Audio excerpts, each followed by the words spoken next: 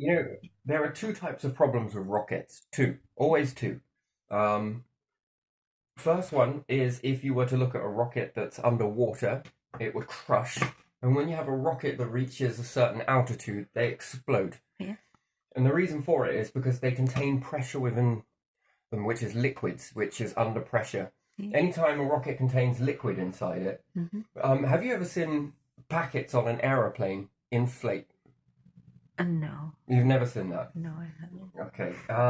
Mainly liquidy type stuff, unless you put them in the proper seals that they've got. Let's take a Pringles packet, for example. Yeah.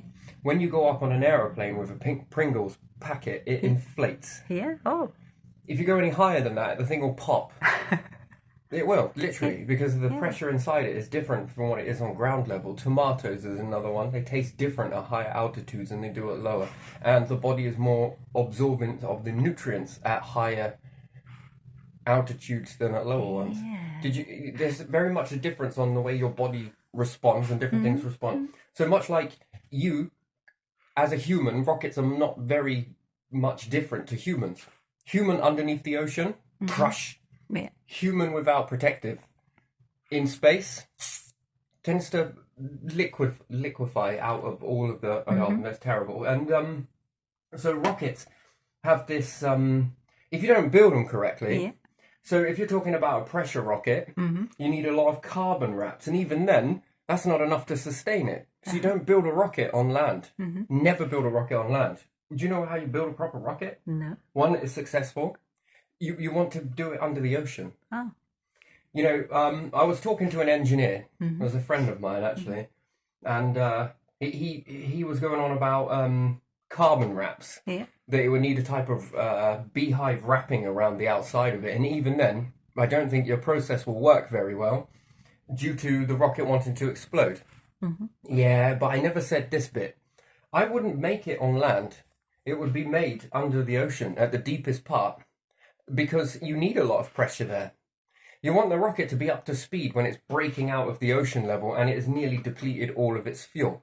Also, you need to make a rocket so that the bottom end of it is, when it reaches a point where it's going to explode in the atmosphere because due to the lack of pressure, you want the bottom part to be the part that breaks. If you know that it's going to blow anyway, make it so that it'll explode on the bottom part, and therefore that acts as a propellant, which gets you up to the next phase. So you could say that you would have a rocket that is like a reverse of a party popper. Yeah. Yeah? So if it's going to break anywhere in the party popper, the reason why it doesn't explode outwards and it explodes upwards is because it's weakest at this part. So I'd use the ocean, especially the depths of the ocean, and the more you fill the rocket, so it'd be on a system that utilizes the ocean. So that the deeper it goes, the more pressure is being added as it's going deeper and deeper and deeper and deeper, and the more pressure you can add to it, and therefore it will withstand the crushing depths of the ocean anyway. You might as well rely on that. Now, if it's water dynamic, and it would be in this depth, and when I was doing that last video where I was talking to you about waves make wind, wind make waves, aerodynamic and water dynamic, aquadynamic, bit of a mouthful, are both of the same thing, except for you've got thicker atmosphere versus thinner atmosphere. Compressed atmosphere is water. Liquid, actually, not water. It's liquid. Compressed atmosphere is liquids. That's why you've got a compressed atmosphere here on Earth, which creates liquids to pool because of the pressure. The higher up you go, the lack of liquid, meaning the lack of pressure. So if you understand that when you're trying to move liquid fuel up into space, you are pressing against the container. It doesn't want to stay. And then when you reach in space, even more so, these liquids don't want to. You have the reverse effect. So under the ocean, you have this pressure. Above the ocean, well, quite a far above into space, let's say. And then interstellar space is even more complex than. So when you reach the heliopause, the end of the heliopause is an even totally different dynamic take place. You might want to think of it like a star being compressed and a black hole being decompressed. Once you master both these forces, you're able to journey into a black hole.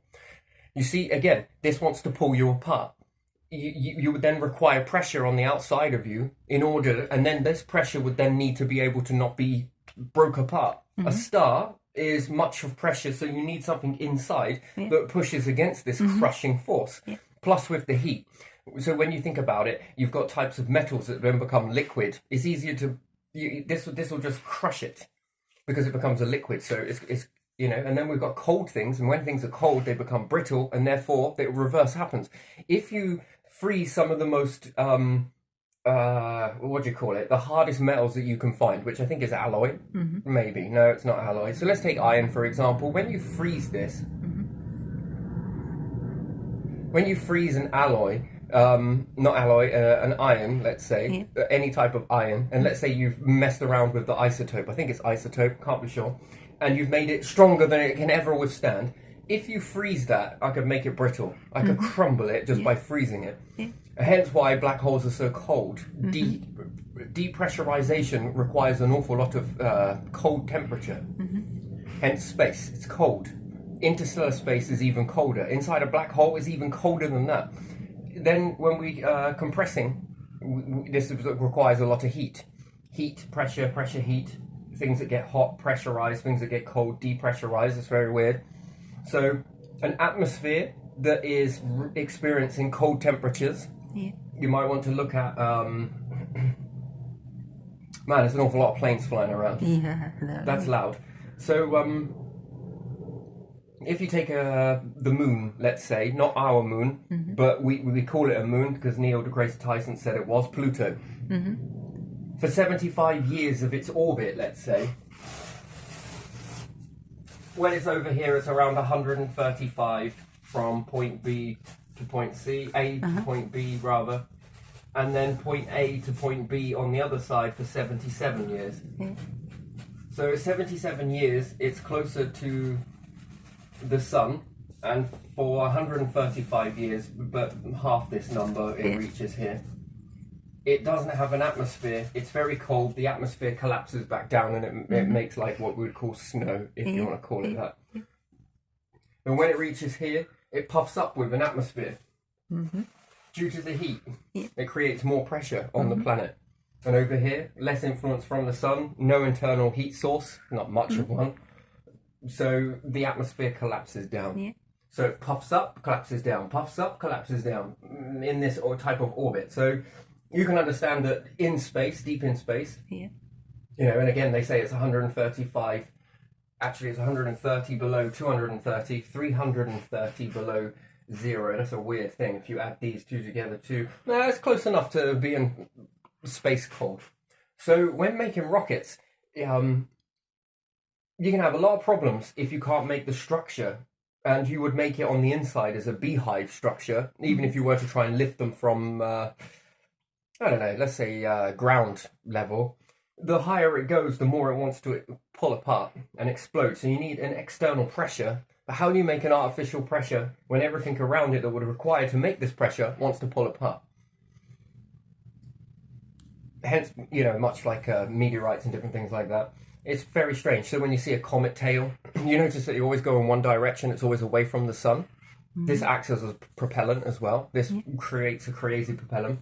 When they've exhausted all of their liquids on them, essentially it's the crust. And something is trapped inside the crust of a meteorite, and it's got a weaker area, and then it pops out of this area, and then this becomes rear end. And the sun's influence pushes the tail away from the... You never see the tail going towards the sun. So you then understand that it acts as a propulsion, even more so, which is, again, stars and different things that have magnetic fields will often push this away. If the comet is more... Depends on where it came from. If it came more northerly side of a star once ago, upon a time, the sun's magnetic field might point towards that. Two norths create repellent. Perhaps the sun wants this. So it would then create south. South and north equal attraction. Same with the planets as well. I think the planets are very much aware, especially Earth is very much aware of things that will make it and things that will break it. It wants these debris to come in, but it doesn't want to destroy itself in the process. Much like Mars is waiting for this collision. That's why it doesn't have a magnetic field right now. And it's amazing that basically Mars is it's suspended animation at the moment. Although it's dormant, it's not dead. And yeah, there are other things that happen on Earth as well. With a comet that flies by, this influences magma. It will exert its forces on the planet, much like the moon and everything else. So you then get this. It can affect your tides. It can affect the core. It can affect your atmosphere and pull it slightly. Once it flies by, it lets go. This might cause some disturbance in weather. It can also create earthquakes, especially if there's a piece of land mass that's become snagged on it's doing its tectonic plates underneath, and it's melting one part and one part is riding across the land, you know, as it goes. If there's a snagging there and a meteorite comes, it can pull this off, pull it up enough for this to move under, and you get an earthquake. So space weather, you get seasons of space weather, and this can be not just related on natural environment, but also it can be from what celestial objects you have fly by your planet. You'll notice this, that every time that there's been a near flyby, there has been some events happen where it comes with earthquakes. So, yeah, you can relate this. And extreme weather. So, you get a lot of seasons of the wet at the moment. We're in the seasons of the floods. So, can you predict the next ones? So, we're at the fires and floods right now. Can you predict the next one? Everything works in seasons. The Mayan calendar teaches you that there are different seasons. Being able to predict these is one thing. You've got to be able to know them, and then you've got to be able to sort out their pattern. Some of them work and operate on a smaller second hand on a clock. The other ones is the hour hand, and then you've got a minute hand, although the minute hand seems to be the reverse order, so it doesn't go seconds. It goes seconds, hours, then minutes. I don't even know why it's like that, but you get the cogs that are more this way. So if you try and build it from a clock way, you'll miss it because you'll see it in a different pattern. You can move the stuff this side, but again, doesn't quite formulate that pattern. So it's neither a minute, it's in between minute and hour. So unless clocks are wrong, 24-hour clock, that's possible. And then 13-month calendar is much more accurate toward it anyway. So that would be lunar, wouldn't it? Lunar, yeah. That's what once in a blue moon is moon phase twice a month, yes? Yeah. Well, within 8-week period, isn't it? So, with rockets, if you make them under the ocean, you rely on that natural pressure, and then you can make a pressure rocket this way. And then once it's releasing, you want it to explode, but in the atmosphere. Once it's in the atmosphere, this bottom bit wants to be more weaker than anywhere else. Why? Well, much like the party popper or the meteorite, it's got a weak piece of crust. You know the atmosphere is going to influence this anyway. Allow it to burst out. And this will act as propulsion, natural propulsion, if you want to call it that, in an unnatural sort of way. Much like letting go of a balloon. Well, you can fill up a balloon as much as you want, but have you ever blown up a balloon underwater? No, it's one of those things that you've probably never heard of and no one's ever said it to you. No, I don't think I haven't seen that even. Well, the deeper you go with a balloon, the more it crushes down. Therefore, the more air you can expand into it before it pops. And even when it does burst, it's an interesting thing. Have you ever let go of a balloon underwater? No. It's interesting. Very interesting. So, lots of things that you've never done. No, I just remember balloons when they would fill them with helium when I was a kid. And then looking the next morning, and it's still hanging at the ceiling, but it's much smaller. Helium balloon. Helium.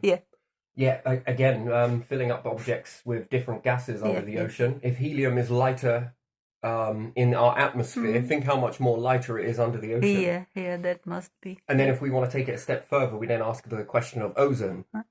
If you can contain ozone and put it under the ocean, how much more will that want to rise up? This is what I was saying about submarines, that no submarines have this emergency mechanisms built into them. I think it was in another video that was talking about that if submarines inflated when they went all fuck up. It's like the emergency button, if you like.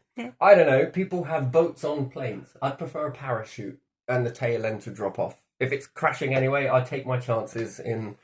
And, then they will say, but what about the boats? You need a boat because they go across all the ocean. Yeah, chuck one of those fucking things out as well and I'll pull it when we get down.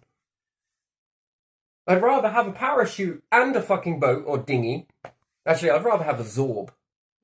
One of the sphere. Yeah, the see-through one. Yeah, you know that the seas are going to be rough and choppy. Ain't no capsizing this fucking thing if it's already cylindrical. Is it? Can I say that? No, spheroid. Spheroid. There you go. I hate that word. It's just such a tongue twister. With holes. So... No holes. No holes? No, it will have to have valves instead. So no matter which way up it goes, it'll always, closes up when it reaches water. But when you're breathing naturally, I suppose it can open and regulate. I mean, you're surrounded by sunlight. You're not exactly going to be blocked off by trees now, are you? No. Well, solar panel it. I want some fishing rods as well. You don't want much. No, not really. I want these boats to have fishing rods in it. Well, why is that? Well, and also something to make salt water. Why is that? Because you lot take a fucking long time to reach us in the ocean.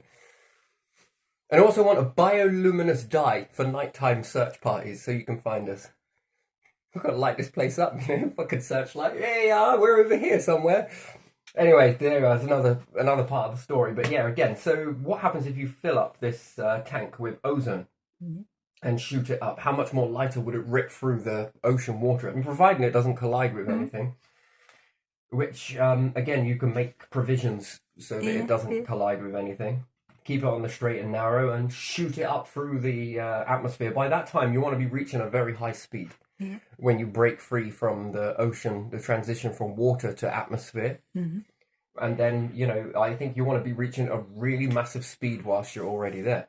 And then it's guaranteed then, no matter where you go, you're going to make it. And then your rocket has less chance of exploding and more chance of making it. Yeah, definitely. Absolutely. This is the way I think that is no one ever utilizes the ocean in this. Yes, we've got current. Yeah, we've got that. We've got this, that, and the other, and everything else. But these things can be overcome. And you don't exactly fly a rocket when the weather's shitty, do you? No. You're going to fly a rocket when it's got gale force winds? No, not all oceans are choppy seas. So, again, these are on the cusps. I think there's lots of things that move water. Also, geomagnetic also move water. Magnetism moves water. Interesting. Especially when you've got electrolytes in the water. Anyway, so... Could you use some natural lake, really deep one? Yeah, I reckon so. The Russians have Baikal. I think that's the deepest, isn't it? Yeah, how deep, though, are we talking? I don't know. You see, really deep. You're going to be talking about an immense amount of pressure, which it can handle it, but it's got to be able to discharge it as quick as it's coming up. So when you're filling it slowly... It'll only take this much pressure before exploding, and then you go a little bit deeper and it can take a bit more pressure. And it needs to be filling up with pressure at the same time as it's descending. And likewise, that when it's ascending, the faster it ascends and it's able to discharge whatever fuel source that you've got in it. I mean, you're all the way to Leeds after that. You're laughing all the way to Leeds. Yeah, rockets often explode due to the lack of pressure. And there's compressed gas there. Yeah, something leaking. You see it on the video when you see old videos how the rockets were starting. Then you see something, and then later on you see it explode, don't you? Because the pressure is disappearing as well, isn't it? When there is a little leak somewhere in the higher you go, the less pressure you have. So, and if you've got even the slightest fracture in there, even the smallest hole, it will use that because it becomes the whole integrity. So if you have a very small pinhole in this, and I was to send it up, it'll explode from that pinhole because it becomes the weakest. It is able to pull it from out of there, much like if you have a small hole in a craft that is going under the ocean. It will breach that area there first. The weirdest thing I ever saw was when having this makeshift boat, right? And it had this small hole, probably about that big. Yeah, the more you stood on it, the more of a water feature you got come out of it. Yeah, there was. So the more people that were on this caravan lid upside down, not a caravan, it was more like a camper van. Even still, it's brilliant. If you had, I had breeze blocks on it. I was actually surprised it would even take all of these breeze blocks, but it was. It's just how it was. And then the candle popped out of the hot. You see, we used a candle to block it. I say I put a candle in there. And he used that to block it. And then I think it snagged on a piece of branch that was underneath. And this caused the candle to become smaller. It was okay as long as a large amount of it was sticking through the other side. Right? So there wasn't much being able to put the pressure on there. It was quite small anyway. But when something broke the wax underneath, It was pushing on smaller area. Basically was more like that. The pressure, it just popped out. Yeah. That kind of acted like a rocket. And I was just like, well, what do you know? And then this whole fucking water's filling in as quick as you can imagine. Oh man, that's crazy. And then you're just sort of trying to block it with something, and the pressure is quite something. But yeah, it's easily done. I often wondered whether I wanted to try this out, whether I had a pipe that was attached to that hole, and if I put it over the side of the boat, would it continuously float? And if so, could I then... Right, so basically, this was something that was an energy idea that I once played around with. Anyway, this caravan lid was like this, yes? Yeah. So it had a small hole here. Actually, it had a fucking gaping one here towards the end. Yeah, that one took a few tiles, and then using the pressure that was going to be pushing on that, that if I made a tile that went underneath it that was far bigger than the hole, it's crazy. The amount of pressure that pushed on this surface was so great that it kept it in place. It's kind of weird. And then if there was a stick or something that you went over and it snagged it, it would slide it off. then you've got sinkage on. You know you're getting wet. Whole lot of explaining to mum. But anyway, so not that she give a shit. And I wondered if you ever were to put a pipe on here and then have it sort of go closer to the water edge. Would the pressure, if you had bricks on here... I have these breeze blocks, the old airy houses. They left all of the junk around. So I used to have these breeze blocks. So I had something to hold the remote control aeroplane down with towards the back. When I used it to make it into a bit more of a speed boat, if you want to call it that. And yeah, with the weight, there was one on the front as well. Before the invention of the remote control aeroplane, I figured to put it on the arse end here, and after all of those trials, it was very long sticks, and you needed two of you. Actually, it was just me on my own to begin with, which was kind of something.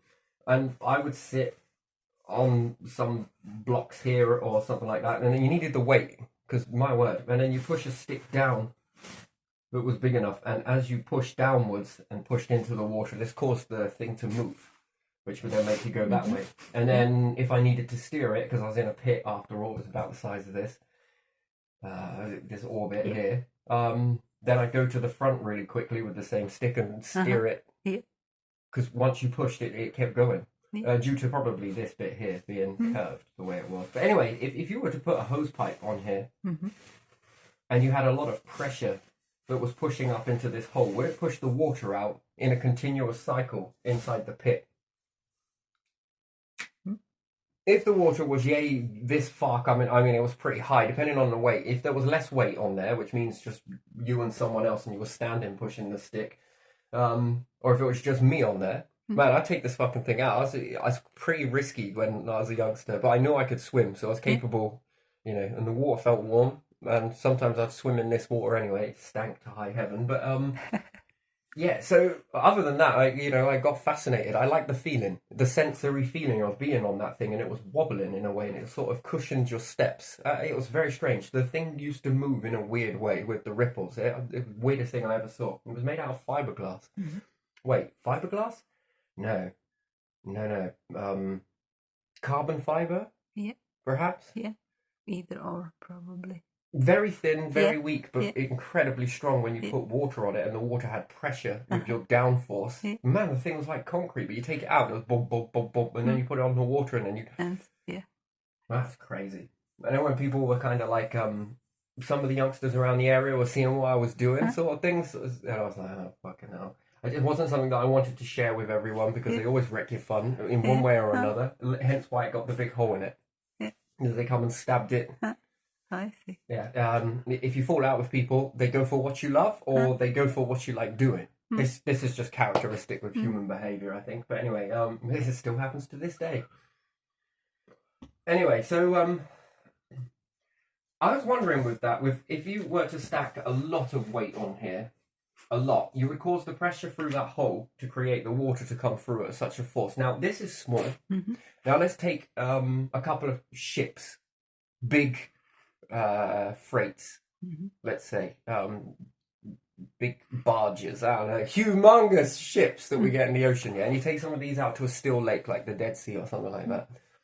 and you were to cover these over the area and just start putting tons of weight on them, lots and lots of weight, and then you were to breach a hole that was the size of, I don't know, a turbine, let's say, and you allow that water to pour into the turbine and then pour out overboard, and it would have to be lower in the water. I dare say if you put this lower down, much like the same process, if you have a tank of water and you... and then you sort of let go and then it starts to flow out the tank. The lower below the tank it goes, the faster the water comes out, and the higher it goes, the less... The same process happens here. Yeah. I think. Yeah. But in a constant. This would be renewable energy at its finest, if it works. Think about that. That would be able to push through the turbines, and the more weight that you add onto it, the faster the turbine becomes, and it would technically be the forever sinking ship, but never sinks. The ship that's always sinking, or is always trying to sink, you just go with that sinking, with the pressure and the weight. Yeah, I don't know. I'm just weird, I guess, in that way. I just think about weird stuff because, I don't know, it just... I often wondered that as a kid, like, what would happen if I put a...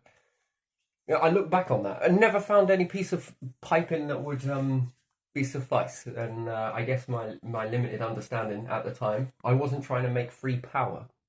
Do you get what I was trying to make... a boat fly across water, and I did. I did it very successfully. Man, I had loads on here, and even sort of tried building a no, it was a tent. My grandfather found a tent. When I say he found it, he actually he got some community service, and he had to go and work on he begged them for work, and he's a workaholic. I think the older generation is a testament to him. They're workaholics, and they really didn't want to retire at their age, but you know, push comes to shitty shove eventually. So anyway, he come back with this tent. He goes, I don't know whether it's any good or not. You'll have to set it up and find out. It was all right. It was great. It was not waterproof though. It was made out of material. So yeah, a shit ton of wax crayons that I never used in my life on a I got them molten, and I was dipping this brush in, quickly trying to brush it with wax crayon. Can you believe that? And it actually dried and it became waterproof. The only problem is with it, when I went to roll it up, it drawed over everything. So it was just the only downside to it. Don't be going near it with any paper. It was like a £50 freaking note, waxing everything up with all of its reddening and tannins, you know. But yeah, no, so this thing was like really big tent, no ground sheet. It wasn't much good for camping with. It was and it wasn't. So yeah, I built it so that because it was made with these tubes as well.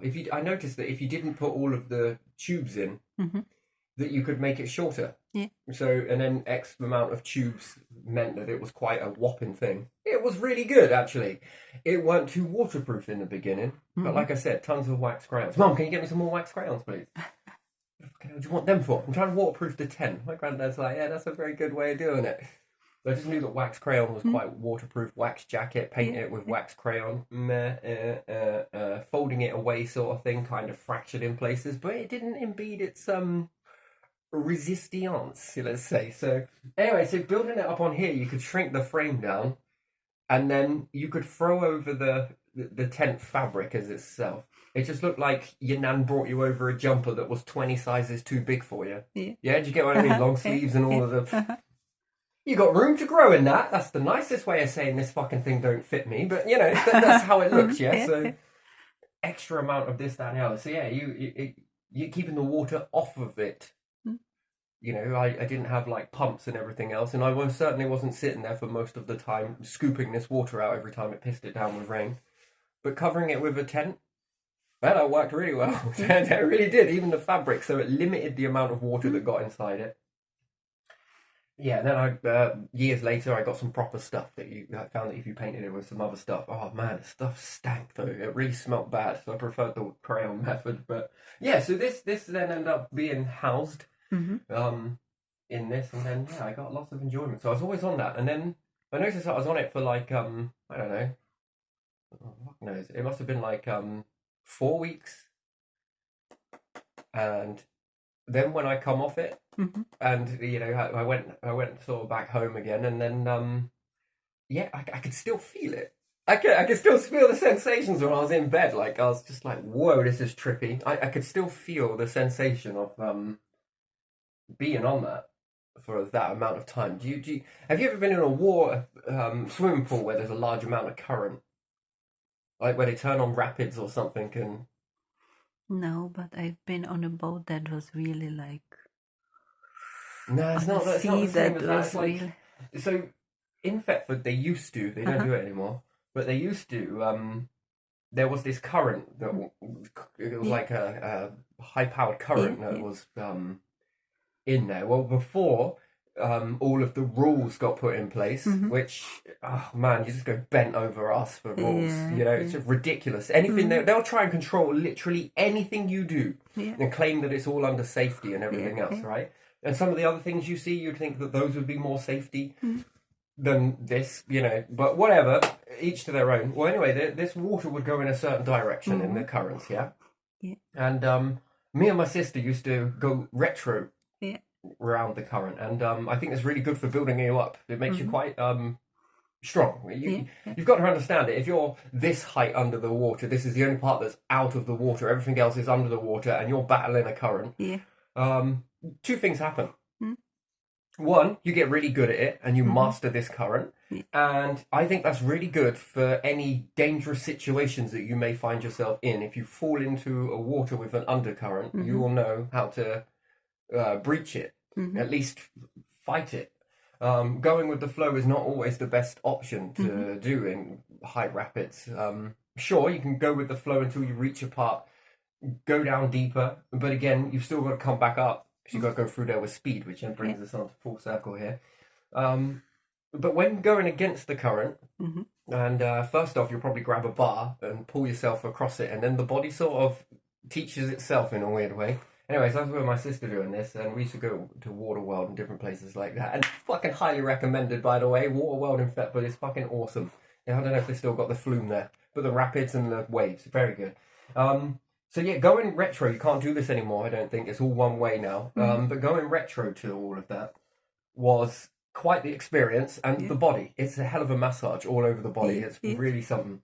When you come out of the water, so me and my sister would go there, get a band, and then the band would be called, and then we'd have enough money left over to get another band and go in again. So, oh wait, weren't your band already called? Yeah, we got another one. All right then. So we go out to come back in again, and then they did this all day one.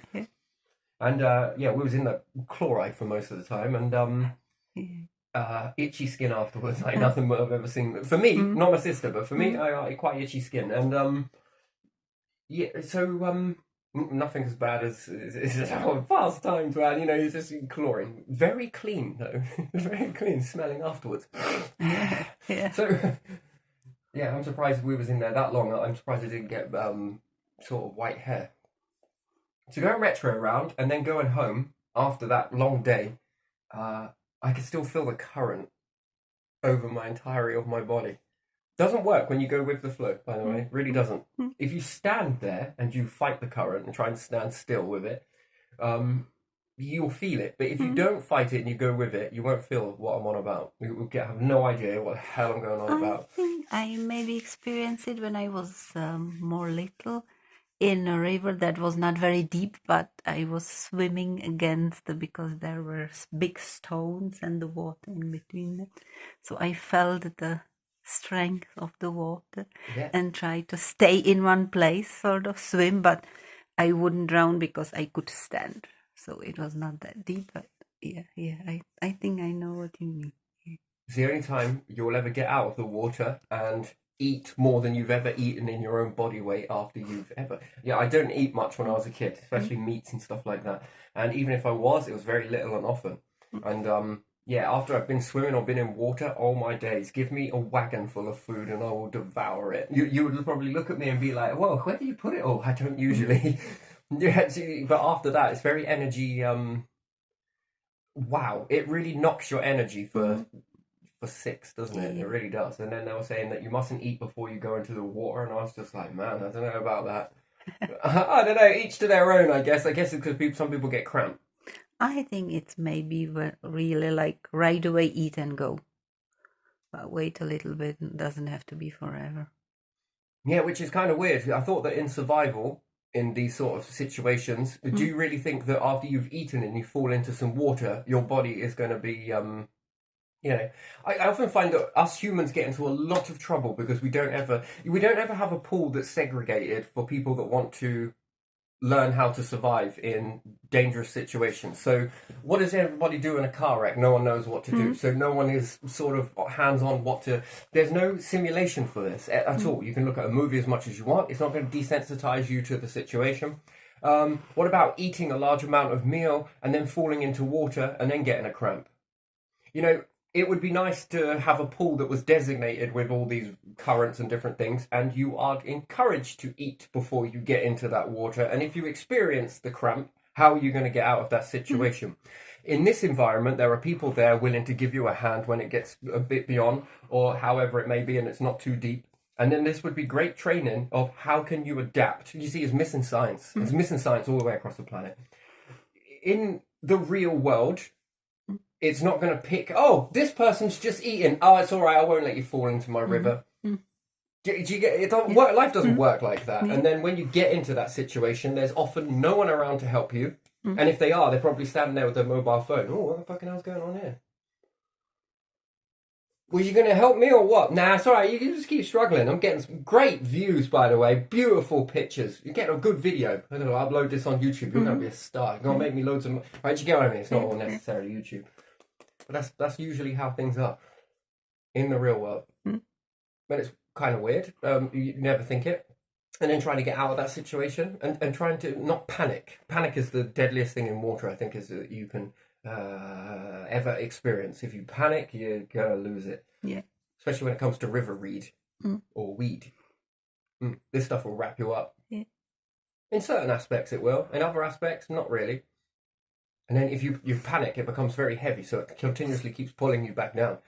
The best way is to untangle yourself from it. But if you're panicking, you won't be thinking to do that. And then if it's really rooted in well, you need to wrap it around yourself and go down lower. And then you got either side and use the plant itself to gain that extra strength. If not, you'll be like trying to dig like Neil Armstrong on the moon. Keep lifting up from the spade, you know? Or was it a shovel? It was a spade. But yeah, so there's lots of ways that we just don't ever teach ourselves that and then think that it will never happen to us. It's kind of strange as well. And then there are some things I saw that if a car falls into water, you got to wait for it to land on the bottom of the water before the door will open. Fuck that! There's air in here right now. I'm fucking out the window. But I know that it's going to fill up in the moment. Yeah. But I'm going to hold my breath and then I'm going to shatter the window whilst I've got the movement in my arm to do so. You think I'm going to wait until that car lands on the bottom there? Yeah, but it'll have an air pocket. And then it's more higher that I've got to swim up. No thanks. Now, whilst that car's still floating and it's closer to the surface, yes, it's going to bring in the water, but I can swim out of that after it's done its little jizzy jazzy. Man, it doesn't fill up all completely like that. Fuck am I waiting for that to land on the bottom before opening the door? I don't know. Yeah, it's weird, isn't it? And that's a very strange thing for me, isn't it? Yeah. And the seatbelt, I'm going to be undoing that fucker when we're in the water. Not waiting until we reach the bottom, then we're going to undo it, then we're going to open the door. Yeah, okay. Usually people then find that the door doesn't open because not all of it is landed on because it's got an air pocket in the boot. Yeah, something happens, there is a branch or something on the side and you are trapped. And then you can't move against the water, right? Yeah. Well, you can actually. There's a technique for that. But yeah, very weird, isn't it? I wouldn't like to be in that situation. I'd rather be more in a situation. I like to play the what if game. Because we used to drive over this bridge where there was a lot of water. And I often wondered that is that railing girder when I'd seen the same one outside the house and I see a car plough into it and the amount it knocked it. The car made it through the metal crash barrier. I was just like, whew. These are the same ones that go across the river here? Nah. Hit that, and that is, you're going into that water. Maybe not if you're going slow enough. And then there's always traffic chock-a-block. But, I don't know. Going to put my whole experience on a piece of engineering. There could be a fracture in the concrete. There could be anything that gone wrong. And usually when it goes fuck up, doesn't it go fuck up? Yeah. So, I don't know. So, I don't know. I'm talking about water and stuff, but... it's a very dangerous beast, it really is. But yeah, and then I wonder what happens to a hydrogen rocket underwater if it ever exploded and went wrong. Yeah. Well, yeah. Well, your charging station. if you had a charging station for hydrogen charging, let's say, that wasn't engine that was under the ocean, let's say, or under the water, under the river or whatnot, like your petrol station near the river. Yeah. But it was only capable for fast charging a battery, let's say, or fast charging into a grid or clockwork series or whatever it may be. Yes. What happens if it was underwater? How big and bad is the explosion underwater as opposed to in an atmosphere? Well, where things like to move. I mean, there's a lot of movement there. Yeah. And I often wonder about nuclear power stations as well. Why are they not built underneath the ocean? It's weird to me. They're built at the side of coastlines. It takes 1 CME to come in from space, and we're all fecked. Yeah, look at Fukushima in Japan.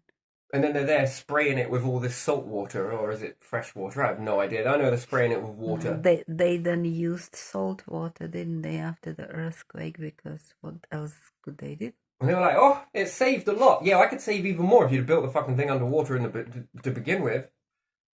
Yeah, but these things are insanely beautiful. They'll never break. I smell bullshit. That's like saying that smoking was good for us in the beginning. Yeah. Why do we always do things? Yeah, like and never play the what if scenario. Like you never know whatever Mother Nature will bring or whatever. How many wars have broke out? Come on now, naughty children. Sorry, world leaders. But still, you act like kids when you fall out with this. Oh, I've got the bigger bombs than you have. No, I've got lasers. No, I've got this. No, I've got that. Oh, might. No, I think might comes from who can sort this shit out without needing to go to that. It's kind of weird. And then whose land mass is fucking whose and what's what and this resource versus that resource. And it's like, oh my fucking days. Ugh. You guys are so temperamental. You're like a couple of dogs, right? We have this 2 dogs actually. We have 2 dogs. And dog A and dog B, right? Yeah. Dog A was top dog. Yeah. But dog B would never accept that dog A was top dog and would always try to gain dominance over the other one. And then there was a massive fight. They got into such a big fight once that they ripped through their fucking pads and the other one chewed the other one to pieces. And you try and stop it, it is almost impossible. Out comes the fucking hosepipe and they don't care. Shaky bottles, they don't care. If you even go and get in to try and break them apart, you will be bitten in the process. They do not care when they get like that. But anyway, but this other dog A of ours would just take this shit over and over and over of just this over domineering and over dominating and everything else. And she had everything that she could throw at him. And you could tell it was building up. It would build up and then all of a sudden fucking crashing around over everything. The noise they make is absolutely terrible. My days. And then he gains top dogness. I'm just like, man, this is just fucking cycling. And you could tell there was a pattern to it, so we had to sort of start separating them. Towards the end it got pretty bad, so you know, something had to be done. And in the terms of what I've brought up to, one of them's got to go. We've got to get rid of one of these. Okay, we're already desensitizing ourselves in the type of language that's being said, so you know. Yeah. What a heartbreak, but also for the greater good, though. It's heartbreaking to see it end like this every single time. So there's a pattern. And always before a storm. Interesting. He always reacted to her just before a storm. Maybe full moons. Usually before a storm, though. So more in the summer months. That's interesting, isn't it? And you give them both a bone, each, but they'd still fight that one bone was better than the other. And then when one would leave that bone and walk away from it and go and grab the other one, because it looks the same to me, starts chewing on it, then this one would let go of this bone and then go over to that bone. And then he'd leave that bone and go over to this bone. And then just, all he wanted to do was chew a fucking bone. All very terrible for dogs, by the way. But still, she wanted always what he had. And it didn't matter how many bones you put down. So in the end, you get 4 bones. Terrible, man. You never give them bones when they're together. Always separate them and then give them a bone. If not, they will fight each other. And they could even fight you as well. Yeah, you go to move the bone because you got to do some hoovering or something. Shut up, man. What are you fucking doing? But yeah, so, yeah, it's been an interesting little video here. So, yeah, but again, I just find this very weird where everyone wants to fall out with everybody and it happens. Look at your history. Just look at history. How many times has it all gone fuckery? This is repeatedly, right? Okay, so, you know, if I'm going to take a newspaper and go and bop you all on the fucking nose with it, well, what's that for? Well, you're acting like fucking animals. Have you seen your history? Yeah? You're proud of that. Because I personally, from my standpoint, from being in this nation, I'm not proud of that. No. I find that ridiculous that we come to a day and age where we've got all of this fucking ruling in place, where you're not to do this, you can't do that, you can't do this, we've got police officers, this is animalistic, and all of this sort of stuff, and yet you lot are okay to fucking act like it's protecting. And I just don't see how that is protecting. But yet, let's keep building all of our assets out on the land. Well, why is that? Well, because we'll protect it. No, you won't. There's no way you can protect it. Build it under the fucking ocean. Well, what if there's a tidal wave? Then build it tidal wave proof then. What if there's really bad ocean weather? Then build it with that in mind then. It's really that simple. Build it out in the atmosphere, you're going to cause a lot of damage. Going to heat the planet up, this, that and the other and everything else. Wasn't it France that used to test? So remember when I was growing up, it must have been around 97 I heard something like this. They were testing nuclear bombs underneath the ocean because it didn't cause an outward damage to the environment if they were testing on land. Yes, they did, I think. And Americans did some, didn't they? Yeah, but this was out in the sky though, wasn't it? In the middle of a desert. Doesn't this heat things up? No, I think Americans did both, didn't they? Doesn't this heat shit up? Yeah, and maybe they caused the global heating. They are not now complaining. Do you create a hole in ozone? What happens to ozone when Do they burn it or something? Here's the first thing you need to do when there's a nuclear bomb. Head for a fucking river and swim towards the sea. Wait, what? Yeah, as long as you don't stop and you keep going, you'll keep the body heat. Head towards the river and swim out. What do they scrub you with when you get radiation contamination? Cold water, isn't it? Water. They water you down and remove your skin. Get to the water. Get to the rivers. Float towards the sea. You'd use salt water to control the detonation. Salt water is the golden medicine in nuclear bombs, by the way. I'm not going to run my risk of getting underneath a fucking table and do this, that, and the other. No, you're all right, thanks. I can hold my breath for a limited time and keep coming up and grabbing some air and stay under the water for most of the time. I'm a very good swimmer. So are you in that life or death situation? You will be. It's cold. Yeah, that's the first initial part of when you get in the water. It's actually more colder when you get out of it. Trust me, I play around in rivers most of my life. Oh, yeah. You only get hypothermia if you stay still in the water. If you keep moving, you don't get hypothermia. Yeah, I remember as kids we didn't want to get out of water, did we? Parents always calling because we went with parents, and then we had to get out because they... It's the downside to having hot baths. You slowly but surely over generations teach yourself that, I don't like cold water anymore. I mean, and then it becomes quite an expense on your energy bill, doesn't it? But can you not believe that humans used to be adapted to be outside in the nice cold weather? And now we're not. Yeah. And now we pay fucking lots of money to heat our houses and heat ourselves and heat everything else. And then heat water. This much time did it without it. Yeah, but you don't want to be smelling like a Tudor. I don't know. I reckon I could get used to that shit. You smell these houses. Look at people from some Nunavut or from Finland or Norway somewhere, really. They go and do the water swimming, don't they? In the ice, don't they? Isn't that? I don't know if they do that, but how they live, that they use fur and stuff like that to keep warm, so they don't need to really burn that much fire or something. They know how to keep themselves warm, healthy, warm, sort of. Sort of cashing in off of this stuff. So what happens if we all move to the equator when it's really cold and then come back when it's summer? We could migrate like birds, right? But in places there's nothing to eat around the equator. Yes, there is things to eat around the equator. Yeah. It's called underground farms. You mean to tell me that there's nothing to eat above the equator? That is another thing that I would talk about. No, in some places like... bollocks, mate. This is just the way Sahara, no one wants to do anything. Yeah, and the Sahara contains sand. Underneath the sand, it's much more cooler. You can put solar panels out on the... You see, if I was in the Sahara, right, and I was in Egypt or anywhere else like that, I would be digging up that fucking sand and moving it out the way like a prehistoric Egyptian. If I was anywhere in any heated environment, it'd be like, so there's like Death Valley recorded the most amount of heat. That to me is big P's on fucking solar panels. You want to build a solar field here? You want to build a solar field over there? You want to build a solar field? You go take your fucking solar field to your desert. What's it bathed in all the time? Well, light. And then how many solar panels would it take to create a large amount of energy out the fucking way and send it into your population? Well, you wouldn't be able to send it because of this, and this. How much power do you reckon you could get from that? Anyways, if I was in a desert, I'd utilize that desert. That's wasted land to me. I wouldn't have that. I wouldn't have it. You know, and then they're looking at Mars, which is practically the largest desert you think you've ever seen. Cold one, but desert nonetheless, right? And that's if it is cold. I don't know. They keep saying that it's like Earth's twin. I always thought it was Venus was like Earth's twin. You know, well, it's getting there.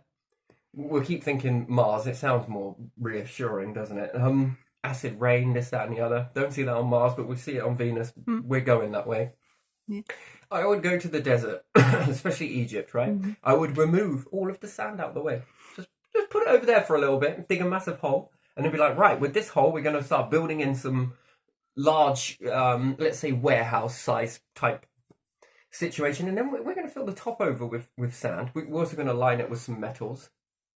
Might buy some of that from the UK or America or Russia, whoever. Who's got the steel? Has anyone got any titanium? Does anyone have any cages? We got some of that. We make cement, don't worry.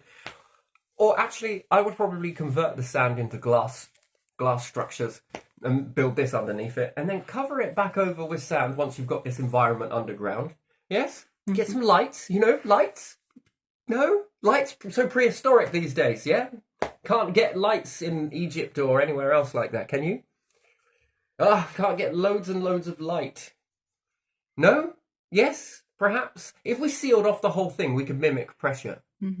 Two ways to sort of get this. One is create heat, and two is make coldness inside it, which you've got air conditioning and you've got heating devices nonetheless, which you enclose it. This you create pressure here, and we want to make pressure or we want to depressurize it. Either or, doesn't matter, but we rely on pressure for making certain foods, which mimic the pressure and the environment of, say, Britain, America, Australia. They've all got different pressures. You can mimic this quite easy inside an environment that is enclosed. Well, if no humans are going there, it doesn't really matter, does it? But nature, it can deal. It can deal with this shit. You can move trees from all over the place and plant them in this warehouse, and above it you have solar panels. Why? Because they power the lights and the heating and cooling and the depressurization and pressurization. What would I be growing underneath there? Well, watermelons, you can bet your ass on it. Honeydew melons, anything melon, butternut squash, leeks, potatoes. I will feed you. I will feed you all. Anyone, I was looking at Jerusalem and different places like that, especially where they had some of the architect, and I did notice that it was quite barren. How do you think the ancient Egyptians managed to live there? Everyone is like, there must have been food there at one time. Are you kidding me? You were going to tell me that there was luscious greenlands and they were flooding the place with the Nile and this caused the crops to grow. Well, off you go, scientists. Lead by example then. Go and flood it and see what you get. Hydroponic type No. They were building underneath structure. They knew what they were doing, and I reckon they were using lenses. They didn't have glass. You mean to tell me that the Egyptians didn't have glass? You mean to tell me that they didn't know about glass? None of the ancients knew about glass. None of them. Not even the Mesolithics of Britain knew about glass, right? It is the biggest bullshit I've ever heard in my life. Well, we haven't found any traces of it. Well, yeah, because perhaps when someone's coming and you're going to steal all their ideas because one tribe to another, would you smash that up? And even if it did get smashed up, would you find it? Would you take some? Yeah, Take it where away. do you think stained glass windows come from? But I think this is all stolen. Honestly, I think this is stolen. This has been taken from... And then, how many people have ransacked the pyramids? Yeah. How many looters have there been? I mean, even Britain have looted the pyramids. You don't know what was there from the looters who came before the legal sort of looters who at least recorded what they took. Did they record everything? And then how long did the churches get built here? Was it before or after they went and looted the pyramids? It was also before, but don't forget that people were there before. Knights Templars and who knows who was there before. Those people traveled, those people already knew in the past what was there. And this stuff they'd never seen before, right? Oh my days, no one else had ever seen glass before, and then you bring some glass with some colour in it. Oh, aren't you so clever? Yeah, we are, aren't we? Look what we did. Yeah, sure, okay. I'm smelling that again. Don't take my word for it. One, I've got a really good sense of smell, so it could be coming from the field or the floor or the old toilet that was leaking. But still, it could be, I smell bullshit.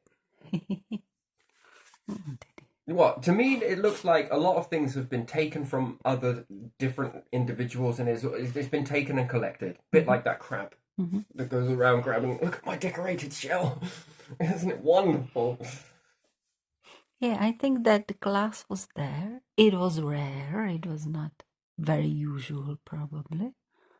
And it got stolen or broken and taken away or broken. The Egyptians didn't have wheels or pulleys, and they didn't have animals. Is this before or after you pasted over the hieroglyphs? But they say that about Romans as well. Yeah, Romans didn't have wheels, right? Just because Romans were carrying their leaders in in that sort of stuff instead of using wheels doesn't mean that they didn't know wheels. Right, do you reckon if the whole of civilization disappeared and there was a documentary E.T. come by Earth, they would look at the king and be like, they couldn't wipe their own asses. Not saying that they could or couldn't, right? But Henry VIII time, yeah? They couldn't wipe their own bums. Right? They were doing this and doing that. That's probably because they didn't have this, and this. Right? It's the same thing, right? And they'll say that, they never had wheels or pulleys or working animals or anything. Because they were vegetarians. Just because they didn't record how they built something. And they didn't record it. Well, maybe they did record it, but then what about if there was another ET that came by Earth and were like, fucking hell, I'm going to be super fucking knowledgeable when I get back to my colony, right? I'm going to take all this shit from Earth. Well, where did you find that, Terry? Well, I made it. You made all of this? Yes, I made all of this. Look at this. What is it? Well, I'd have to have a Sardone moment. Why would you record how you build a pyramid onto pyramid? Yeah, exactly.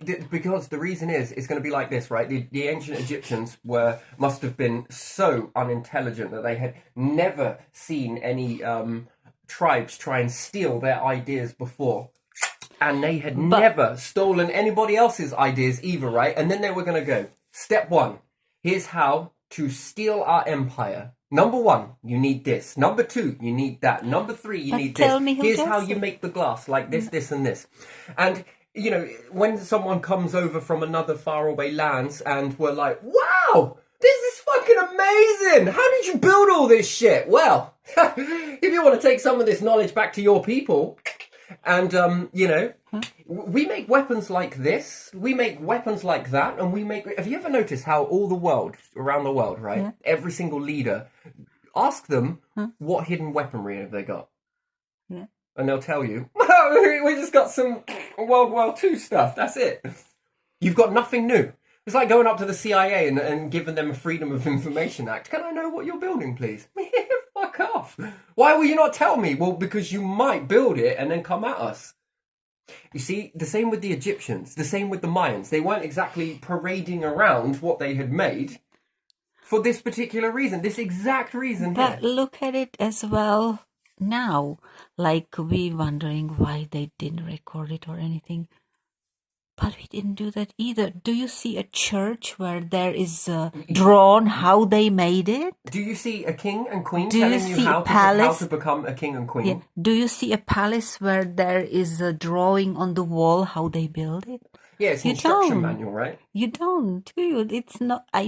You don't see it anywhere, right? But of course, because they're not going to tell you that, because you'll put them out of business. You can't profitize off of people. If you're the only one that knows how to make something. Right, think about it. The first person that made a mobile phone was the only one that knew how to make a mobile phone, which I believe was Nokia. Yeah, I think Nokia was first. So if we understand that then, yeah? And they're the first ones to build it, the first ones to build a mast. Do you really think they're going to be going, hey, what's up, BT? Yeah, let's put it everywhere. Do you want to know how to build this? Or would they be more like, fuck that, buy it from us, we'll build it for you? Yeah. Well, what do we need? You just need lots of mahoney, a few emeralds, a couple of diamonds, a few bars of gold, a little bit of silver, fuck me, you don't want much, and a fuckload of copper. Are you for real? Do you want this or not? Yes, we want it. Why? Because people might move to your nation and walk away from our empire. Come, oh, brick house. Please give me here's everything. Here's a blank check. Here's all the gold that I have. Build this here for us, and then you backward engineer it. All right. So they used a bit of this, right? A little bit of that, right? A little bit of this. Hey, we copyrighted that. Yeah, but Sinead, you didn't copyright it in our nation, so therefore. Right, you know, copyright is bullshit, right? If I copyright here in Britain something or get a patent for something here in Britain, do you think they could make it in America still? Yeah. Yeah, because I'd have to get a patent in America, I have to get one in Britain, I've got to get one in Russia, one in China. Yeah. Where's the universal patenting company? There isn't one. No. And when you patent it here, right, this is how it works. This is what I thought worked, right? So I get a patent here which goes to your local government. And I'm like, what the fuck's Terry building then? Oh, he's planning on making some of this shit. All right, and I could only afford to get one patent, right? Because by the time I've even patented in every nation, I'd be bankrupt. But it would be an investment, though. But no bank would invest in my patent to patenting around the world. And they'll be like, well, why are you going to patent that in every single nation? You don't need to. Just do it here, lad. Just do it here. And then the bank's like, yeah, we got this patent. Yo, get this patent in America for me. Here's a check. Just go get that patent over there. Well, why would you want to do that? Well, because he'll make it here, show us how to build it, and we'll build it over there. Yeah. There's more people there. There's less people here. He can have the pocket money, but we'll get the millions. Yeah, and then in China. And the notoriety as well. Come on, don't forget about that, lad.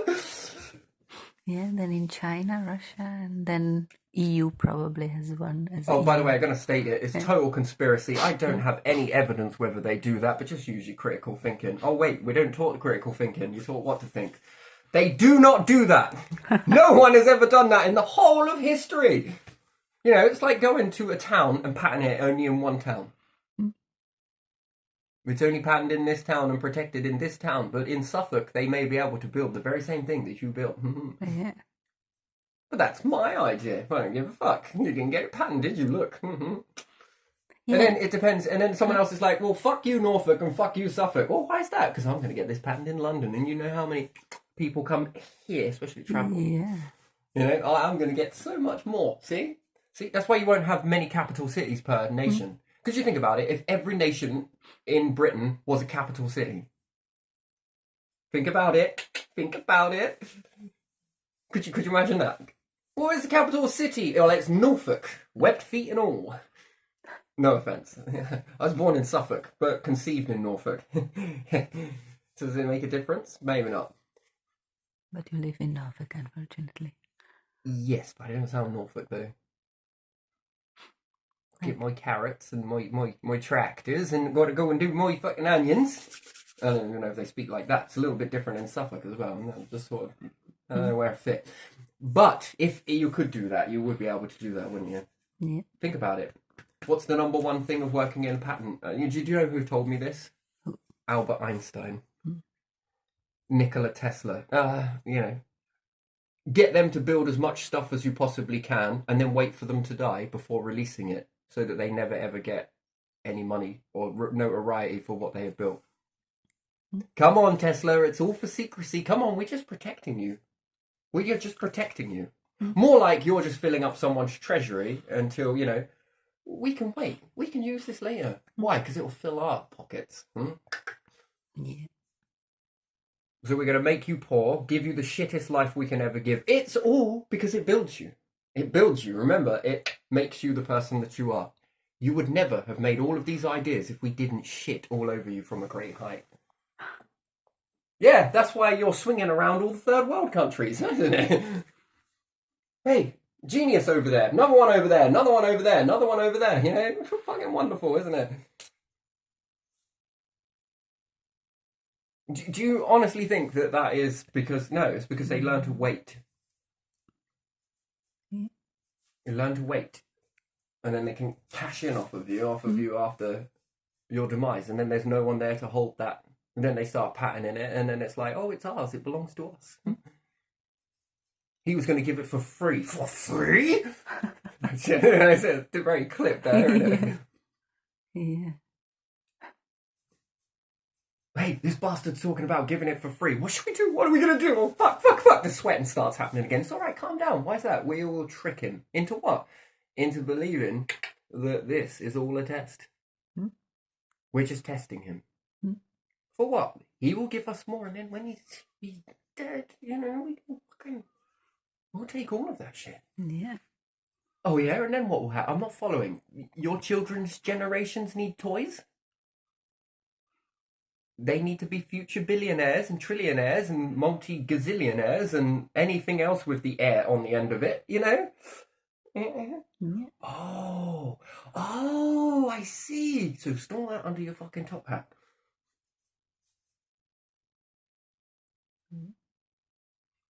Hey, I've invented this thing called the internet. Everyone writes their fucking ideas on it. They do. Yeah. We give them clicks. They make us billionaires in the future. Anyone? Everyone's writing all their ideas thinking that it's all being patented with the copyright symbol and all of this stuff, which it is for the time being, that no one else can copy it. But when you're gone, well... No, AI can remove any protective stuff from the pictures. So. Yes, this is quite easy to be done, actually, and you can also go against copyright as well. It's pretty weak. I can make something that I invented back in 1506, if you can believe that. It never fucking ends. I'll make this go back in time. Really, really far back in time. And it'll be as authentic as possible. But you would probably have to question, how the fuck did you do this back in that time when this thing didn't even invent it here? That's exactly the same thing I ask about time machines.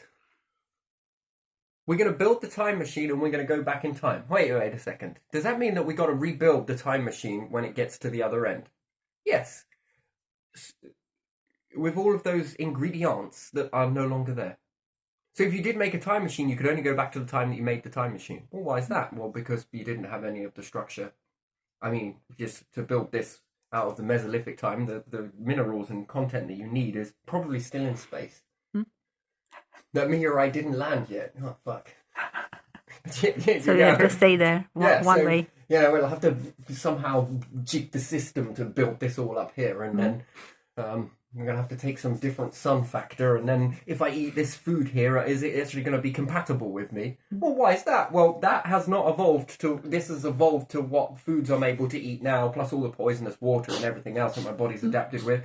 Likewise, the lack of poisons and contaminations in there, again, have adapted in this environment, and I wasn't around in that environment, and my skin might not cope with that environment. Yeah, a bit itchy. Yeah. Do you reckon?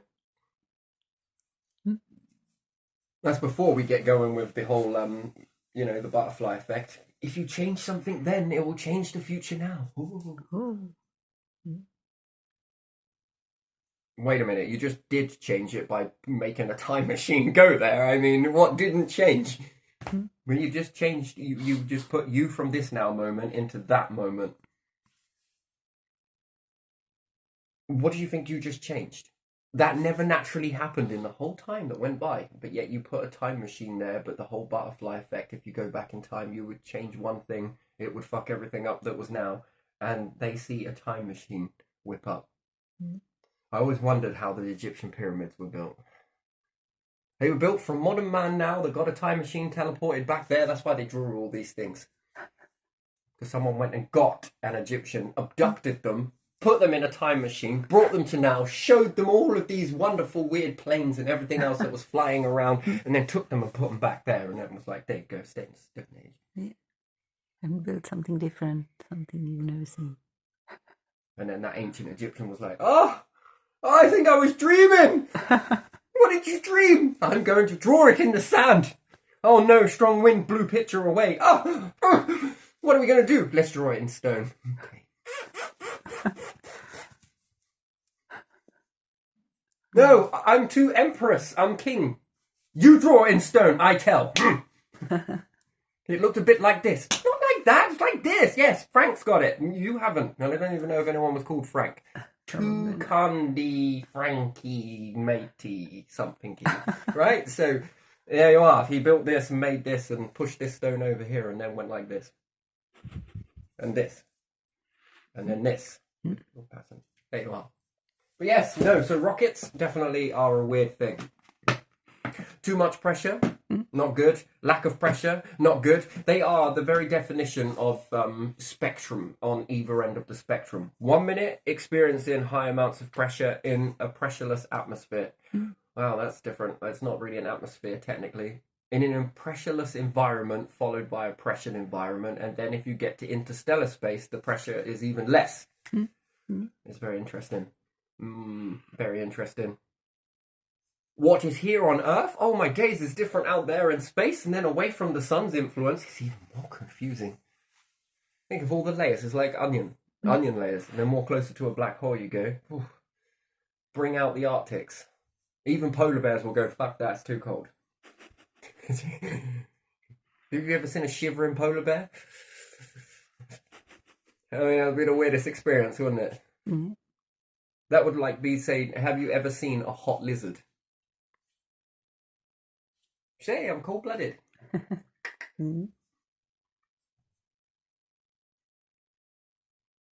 But yeah, still, there we are. So, very interesting and very strange as well. Hot water, we need it, and we've grown accustomed. That's so weird, man.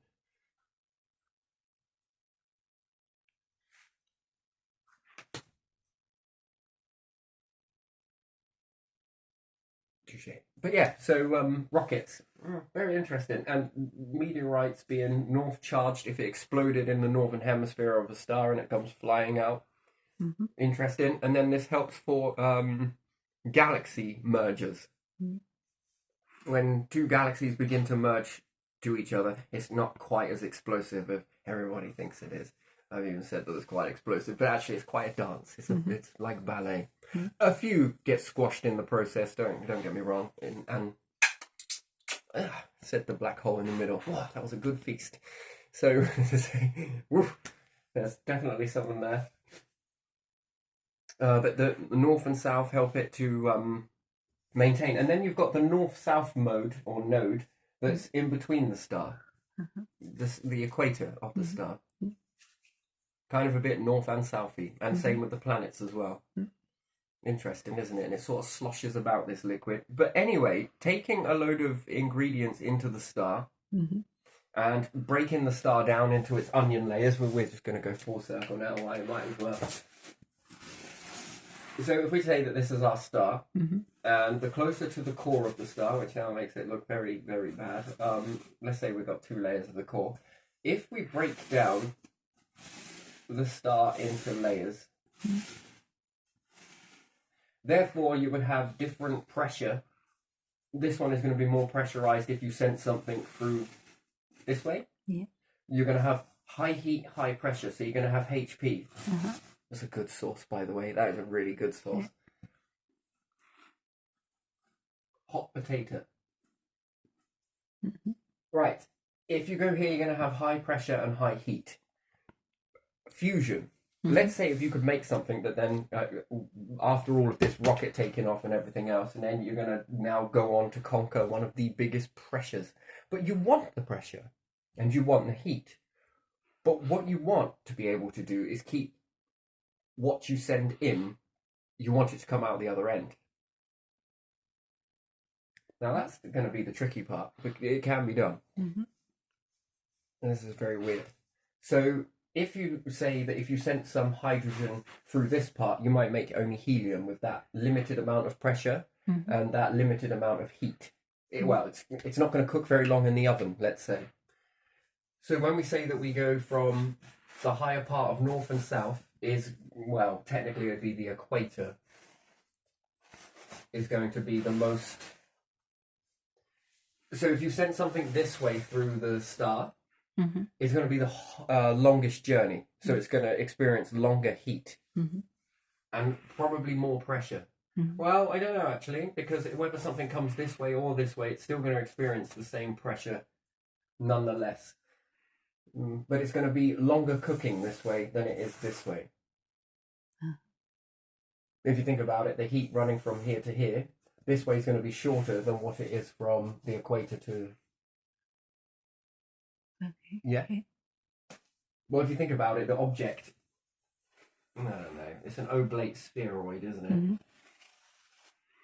So this distance here is longer than this distance here. Uh-huh. So therefore, anything that goes through the star this way is going to experience heat for a longer amount of time. Not pressure, though, depending on how fast it moves through the star. So here is the maximum amount. So perhaps if you went here with a load of hydrogen to start with, if you went there with hydrogen, Mm-hmm. you'll probably come out with iron when you reach the other end because of the amount of pressure. Mm-hmm. It's perhaps. Because it's going to be able to compress at a very high heat. That's if you can get an object to go from point A to point B. It's very next level, by the way. This is quite fun, interesting. And then if you went through here with less pressure, yeah. Same amount of heat it would seem. Naturally, no, it would be less heat because it's spheroid. So the more you go, the less heat, the less pressure. And therefore, if you could contain some gas to stay inside an object that allows pressure but doesn't break apart the outer shell of the object, so you want to make some sort of geode, Mm-hmm. a geode that stays in its form, but it allows the heat and pressure in, yeah. but doesn't separate what is made in this object, and it's got its own propulsion system. You could say that if you fly it through pretty quick, a bit like running your hands through hot burning molten metal, it doesn't actually burn you. Did you know that? No. Do you know that you can whack your hand through it really quickly and it shouldn't burn you? No, I didn't know that. That's very interesting. That's quite an interesting thing because of how quick you do it. So it's almost like you are untouched, but yet you are the pressure. The pressure is still something you'll experience. I mean, if you went to stick your hand in something very hot very quickly and pull your hand out very quickly, you would experience that pressure if you went into something. It's like hitting into water. You would experience the pressure and pull it out, but you might have a dry hand. Very unlikely. But water is very sticky, by the way. Even in space, it becomes very sticky. Water is extremely sticky. It doesn't seem it on the Earth, does it? Because it seems to stick to the planet more than it does you. Well, very weird. Water is incredibly sticky. Honey is more stickier. Could you imagine honey in space? Oh, my word. You would be able to glue things together with this stuff. But no, I'm not even kidding. If you think how sticky water is, you have to really try and struggle to get that off yourself. You think about honey in that same environment. Well, it'd freeze. But again, it would, if you could keep it at molten level, it would become incredibly sticky. If you got it on you, it'd probably very unlikely you get it off. No amount of washing. And if you sent something through here, you could probably get iron out of it if you sent hydrogen gas in.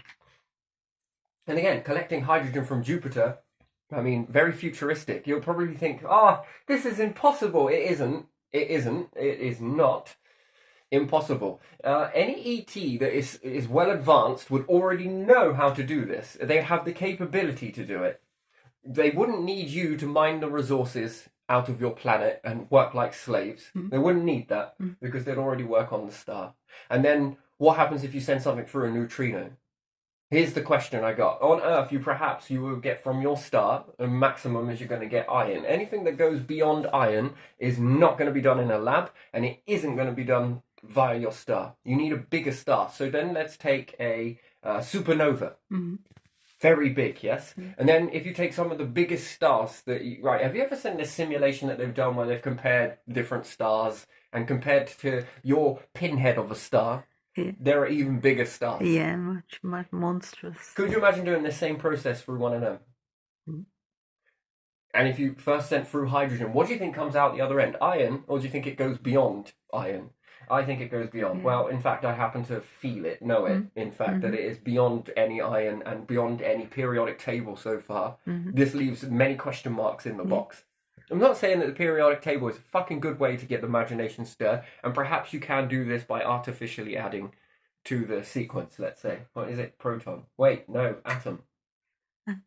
Yeah, is it an atom? You're adding to atoms in this? Yeah, atoms. Atoms. Atom extraction. And then you have to add an extra one on the outside, and you need to add an extra one on the inside. Yeah. Isn't that right? Yeah. The inner nucleus. Yeah, and I don't know how neutrons Electron? work. electron is on the outside, And then proton is in the inside. Yeah, proton, but don't you need to add an extra and one on the inside? Yeah, I think you do. So it's not a case of add one. But the problem is that the elasticity that holds these things together, if you want to say that, falls apart. So these things only exist for a split of a second, don't they? The more they add to it, the structure keeps falling apart. It doesn't hold together. The elasticity of it falls down, breaks apart. There's a very good reason for that. A very good reason as to why this all falls apart. So you can't formulate. And then there's the island that you jump to, where they think that they've gone multiple steps ahead. Kind of weird, but still. Again, lack of heat, lack of pressure. And then there's not enough to freeze that in that moment. But technically, iron is formulated due to the fast freezing that it bonds together. If there wasn't the heat and the pressure that allows this element to be made, as soon as the star explodes, the iron would turn back into hydrogen gas again. All of the elements would rip apart and fall back into the original gas. They would all fall apart. And the problem is that what people don't understand is that pressure and heat, then when it explodes and it experiences interstellar space in that moment that it explodes, and then we'll say that around our star's influence is around 350 below zero.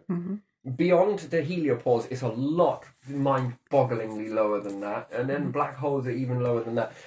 Technically, you're freezing it and suspending the iron and all of the atoms in place. It's being frozen into place, if you want to cast it as that. Without this fast transition from hot to cold like that, it wouldn't hold together. It would all fall apart. Most of these elements would. Elements. Elements. Hence why you get a variety of different elements when a star explodes, especially when we talk about a supernova.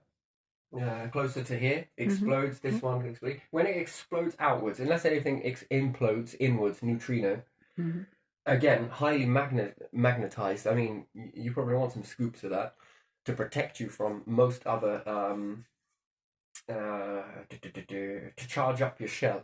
You want to take some of that. Neutrino, very highly magnetic. Very good, very good. Interesting. Black holes. Again, very good. I think that they tangle. All the stars in a galaxy seem to have this web of magnetism. The black holes seem to be like spiders in the web. Seem to find the central part, the central point of all of these stars in a mass. It's very interesting. The black holes remind me of spiders on webs. That's why I'm fascinated with spiders and webs. They remind me of black holes, which they devour everything that comes into their path, and they technically spiders, in a way, diffuse the insides of anything that they bite. They liquefy and technically diffuse if they bite a certain fly and then liquefy them on the inside and then suck the juices out of them. I mean, that's diffusing, or acid would say melting, either or. But in this explosion really fast, it's the cooling. It's going from that massive pressure to the cooling. So whatever you throw through this, and it has to hit through the star, perhaps missing the core, but it's liquid. It's practically, it's going to be like hitting a brick. It's going to be very hard to hit this. So to be able to sink into it and cope with that pressure, I mean, that's going to be very interesting. Very interesting indeed, and that high heat as well, and then be able to keep the object. You would be much more able, I reckon, is to hit the star in a certain area. And whilst something hits into it, some stuff is going to burst out of it. So perhaps if you could throw something in it that is imaginary at the moment, but a scoop that could hit into it, penetrate it at a depth, and sort of bust out of it.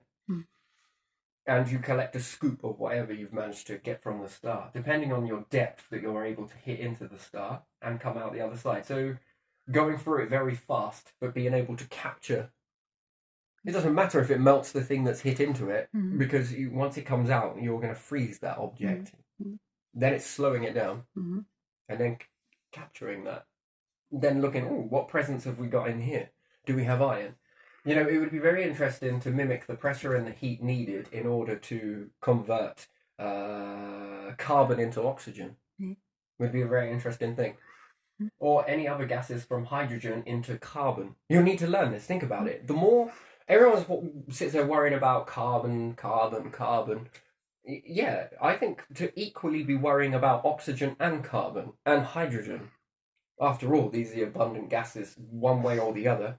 And nature relies on carbon, perhaps, and oxygen, perhaps, and other things as well. But you can get what the other ingredients by mixing these ingredients together in certain ways. Lightning is very interesting, right? I often wondered about gas, yeah? How to make gas, natural synthetic gas. I'd use the ocean for this. And what's more, I would remove all of the oxygen, but keep these three gases together inside a chamber, there's much like the iron lung, and send it down to the depths of the ocean, and also have a high level of lightning strikes hit into the side of that. You would fuse these ingredients together, and then when you bring them back up, they won't separate again. So then, therefore, you will have liquid, natural synthetic gas is what you should have from that. If without oxygen, gas isn't explosive. You know that. You need the oxygen in order to create it to explode. Without oxygen, it won't. You can sit there sparking a lighter into it all the time. It won't work. It won't explode. You need the oxygen. It needs a trail of oxygen in order for it to be combustible. It's one of the weirdest things ever that gas that's been leaked inside a chamber and it's knocked out most of the oxygen. If you continuously had gas coming into something and coming in, it knocks out the surrounding gases that are inside it. Usually this is oxygen. Once it's knocked all of that out, if you went in there with a click and a lighter in there, it won't go. You would need to click the lighter on the trail end of it that then exposes the oxygen and the gas together. That's what causes the explosion. It's really weird, isn't it? That you often don't think that. Petroleum isn't flammable. Its chemical reaction to oxygen is what makes it flammable. Diesel, again, not flammable. It needs an aider in order to get it going. Then it becomes, to boil it in a way, technically, heat it up, and it's more flammable. Very strange. Same with gas. So if you had all of the ingredients that make gas, I forget what they are now, carbon, hydrogen, something else, whatever, methane, I don't know. Don't quote me on it. I'm just not in that mindset right now. And if I put all of these ingredients minus the oxygen into something that was capable of withstanding a lot of pressure, but allows the pressure into the object, and I put like a spark plug from a car inside it. Actually, no, I'll take one of those things that Tesla made. You know, the big lightning from one to the other. I can't remember what it's called now, where it's got the two things and it's sparking from one to the other. Yeah, I put that inside it. Then I'll begin to lower it under the ocean using the pressure. I need the pressure. I don't know why I need the pressure, but still, I reckon I could do this on the surface, but still, just be fancy. If anything untoward were to happen, yeah, it's not going to do much. So, and then, spark these things together. Create a lightning strike in it, and then I think this fuses them all together. Because I think lightning helps to fuse gases together. Much like what happens when you have water and you spark it, it creates hydrogen and oxygen.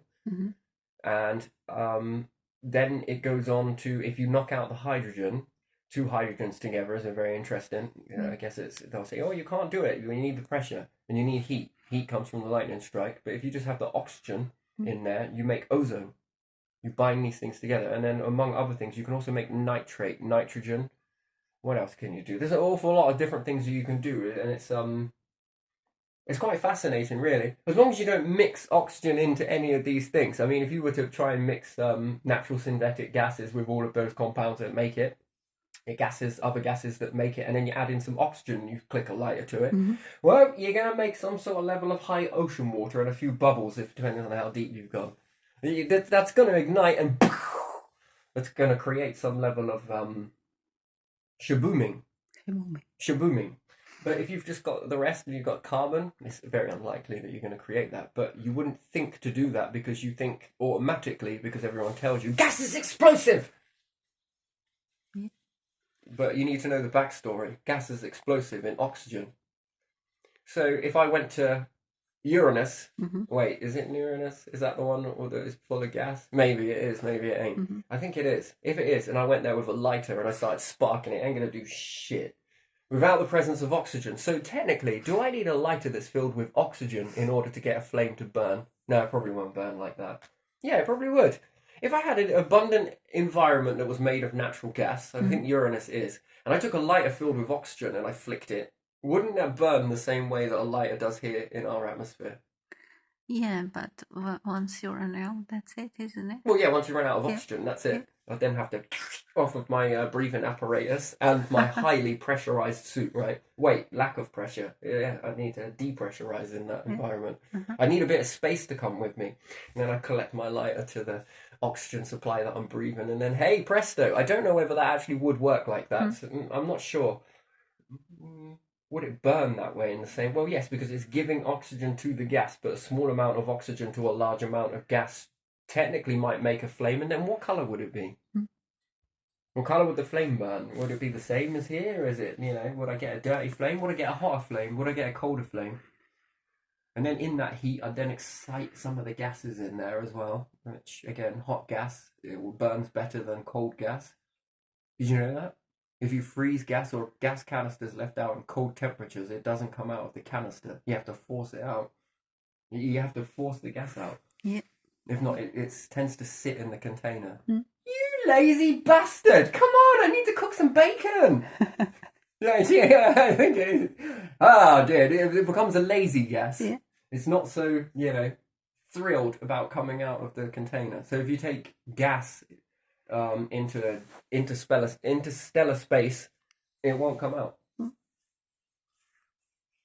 Which is kind of weird when we talk about rockets and gas wants to... I don't know. I don't think gas would. I think gas is too lazy. No, not coming out. Come on. You'd have to heat it. All right, now I'm getting sort of excited. I don't need to light candles. I need to cook bacon. Which you can't cook bacon on candles. It just takes longer. If you've got patience, you can do it. But yeah, so sending things through different layers of a star. Once mastered on your star, you'll think, oh, we've done it all. No, you haven't. Because now let's take it to a fucking supernova. Okay, let's try and send the same process through there. It's not working. Yeah. But bit by bit, you could learn that. And then would it change your gases? And then would it change your elements that you get come out of it? And then take it to an even bigger star than even any of these. And then try it through that. Then what is your... And then, if we're talking E.T., we're talking intelligence. Depending on how far their intelligence has gone, you want to shoot at it with sticks. Have they made material that is more stronger than anything that Earth even knows about? Because we've been playing delusion. Because we've been believing that this is everything here is in the periodic table. Oh. No, it's in our period. And do you see that becomes a national security risk for the planet over? Yeah. To believe this is a hell of a national security risk. Why? Well, that means that there are things going on that you will not even entertain in your belief system, and therefore that is a big threat to your existence, isn't it? Really, if you think about it, if they were hostile, I don't think they are. I think. I'm going to say that most are not hostile when they reach this part because, they let their intelligence do all the talking for them. And then when it comes to stuff like this, what happens to crystals in this environment? What happens if you can... Right, people talk about compressing coal and look at this crystal. What happens if you take a crystal and compress it? What type of a diamond or... And then what type... Right, you see, this is another thing, right? I find that diamonds are fascinating, yes, and emeralds, wonderful. Literally, just, brilliant, But at the same time, not really. What happens if you take something else, take a diamond and take two diamonds and compress them together? What does it change in any way? Does it alter the light that comes from a star? So, like, we use glass to cover over light, and if we use a magnifying glass, that's one level of a spectrum of what magnifies photons. Sorry. Either or. I don't really care. But if you take another object and put this in front of light, how does it alter it? What does it change? Does it make you see more into the spectrum? Think about that, for example. What if there is a lens that you can make that help you see more into the spectrum? So we take a camera, for example, can see more into a spectrum than what we can. And then we think, wow, that must be all of it. But it isn't. It's barely even positioning on the full spectrum of yay big, infinite. If I take certain ingredients from Earth and compress these into the center of a star, and these come out at the other end of the star, looking very different, experiencing very different amounts of pressure. So the object started off as the size of a ton, and then we compress it down to a small, I don't know, a type of object, let's say, and then you shine light through it. What does this do? Does this let you see more? Can you see through it? Does it make it clear? Is it transparent still? Is it still the same? What happens if you take a piece of sand and keep compressing glass over and over again? Do you alter the magnification when you begin to play around with the lens? You know, I often wonder if it happens with metal, what can you do to iron given more pressure, given more heat? What can you do to iron? What happens if you compress two lots of iron together? What do you get next? Well, we've got this in a lab, yeah, but I want to know really whether that lab result is truthful, because we could believe in something that's in an error, and we've just found a different way to make something. That's all. But actually putting it to the test of a star, and putting it through a star, and then finding a way to compress these objects together. I mean, and then whatever that object comes out, we compress these two together as well, using the power of nature. Then I wonder how it compares to this. Because that pressure, that heat, there's no way something on the lab is going to be able to create that pressure and that heat, because if you could, all heating problems would be over. Think about it. You would never have a heating problem ever again. If you can generate that much heat, that much pressure, and you're able to heat something, well, it was over and done with very quickly. Yeah, well, keep aiming that at the tank like a CCD then, and then tell me how quick it would take you to boil water with that process. Must be very quick then. If you can mimic that type of a star in your own planet. I'm not saying that you haven't created something. What I'm saying is it the same? And we don't know yet. Probably not. Yeah, it's going to be probably not, because of the pressure and the heat needed. You've made something. A bit like you can take some of these ingredients that come from a star and do some weird and wonderful stuff on the Earth with, and you make an alternate that perhaps the star didn't make itself. The star didn't make ozone, perhaps a lightning function of oxygen that the star made burst out, and then this other function of fusing using lightning, again, fusing metal using lightning, welder. You know, you're fusing these other, so you might have made another way of doing something that come from an element of this, and this, and this is what happens when you do this, and this in this process.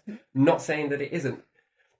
Then would that then shift the periodic table to look at, you know, there's a periodic table for Earth and the way lightning responds to things, the way different things on Earth's makeup happens. And then we've got things the way the star, then it has its own periodic table. And then what about Mars? What about in a hydrocarbon? What about in this? What about in that? What happens if you send a lightning bolt through hydrocarbon? You're going to be fusing these together, and you're going to make... Then if you did it on this ingredient, such as Neptune, if we actually captured some of the gas, brought it back, and then started hitting a lightning charge through it, what are we making? The metallic liquids on Jupiter, are these coming from Io's discharge of 3 million amps? That is going to be doing something to those ingredients inside there. And I think that it becomes, you know, after all, the universe is doing this quite fascinatingly in many different pots, in many different versions of planets, many different planets that are either too close, too far away, different levels of magnetism, different ingredients, differentness. This is why galaxies like to come together. It's sharing all of these ingredients when they explode. Stars never truly die. Even if they explode the iron, the reason why they explode the iron, there's a chance that it could formulate a planet with this leftover star. Like take the Earth, what's in the middle of the Earth? Nickel, iron and nickel, yes, I think. Yes, and levels of steel and among other things. We're not going to quote it all, just going to keep it basic. So let's say the heart of a star is iron, and now the planet has held on to iron. So that past star has now transformed into a planet. And then let's say if the Earth manages to get big, starts puffing out, so it starts looking like Jupiter, and then you become intelligent and you make your own Earth, own world, and then your gift back to the Earth is to make the Earth into a supernova. No, neutrino. You just keep adding, and then you're able to bring planets from here, there, and everywhere, and really excel its magnetic field, and then you make it into a neutrino. Technically, whatever that last star was that exploded, and we're built from the remnants of that star, so it's our star itself. Now you've transformed Earth into a star, and you've made it into a neutrino, so we know it's going to go black hole. Yeah. You'll then understand that technically, through this, and this many transformations, is it still the same star? Think about it. Is the heart of it still the same? Is its essence still contained within it? Well, it's very selfless. It does what it needs to do. So the stars have been unlocked an awful lot. So therefore, they seem to respond with the essence of the overall universal essence. They seem to work with it, back and forth, and therefore they get to be unlocked. And then they are entrusted to be both. Eternal life. Back and forth. The black hole, supermassive black hole, the last one explodes, gas converts back into star again, over and over again. And this process happens again till it reaches a certain point. No black holes in the beginning. Black holes then start to become abundant due to so much gravitational influences from matter, let's say, all of this compression. And then the black holes then start to take over again. The galaxies all come together.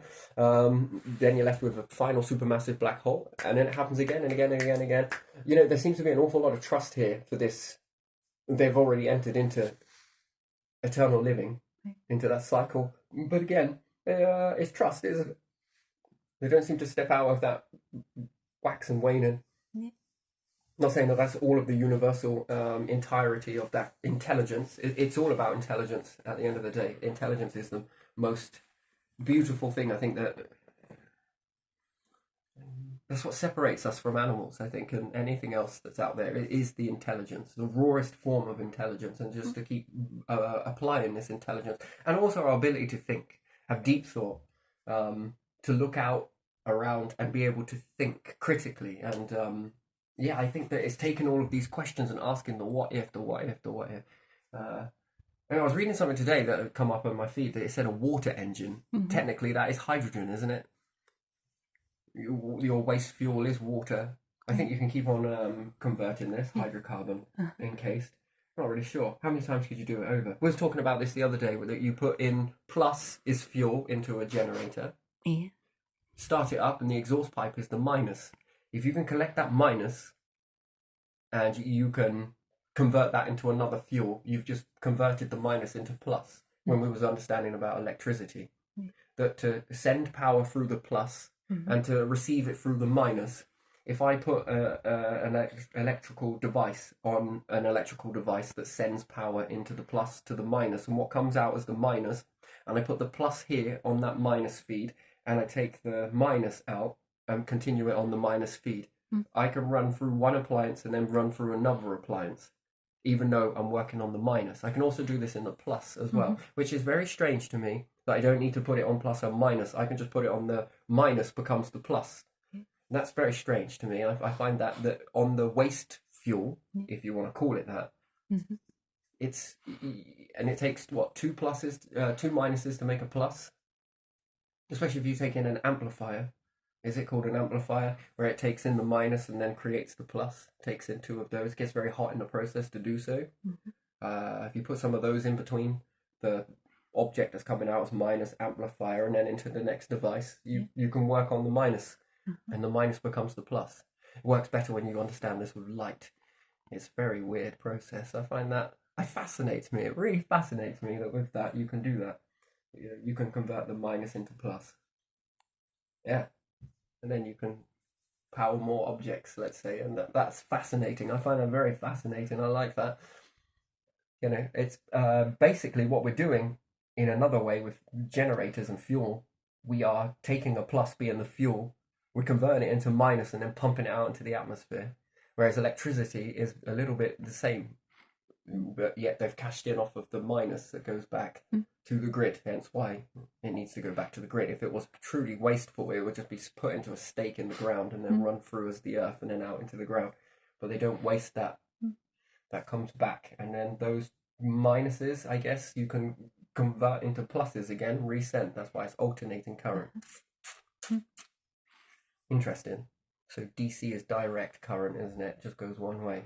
Yeah. But again, you still, if it goes one way, you can still take that and take off the minus and put an amplifier in between it and take those two minuses and pump into a plus, which really, that is fascinating. I just wonder when it ends. And then if you take per house, the plus that's being sent to a house, the minus that then comes back, if it then goes through a transformer, you can transform this back into a plus and then send it to the neighboring house.